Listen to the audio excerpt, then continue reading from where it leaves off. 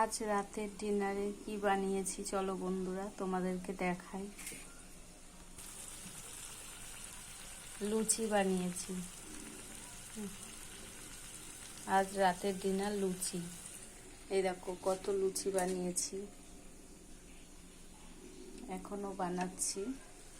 এই যে ফুলকো ফুলকো লুচি।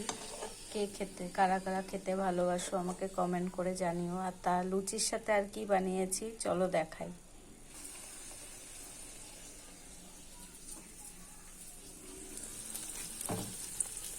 লুচিগুলো সব কটা ফুলেছে, গোল গোল ফুলকো ফুলকো লুচি।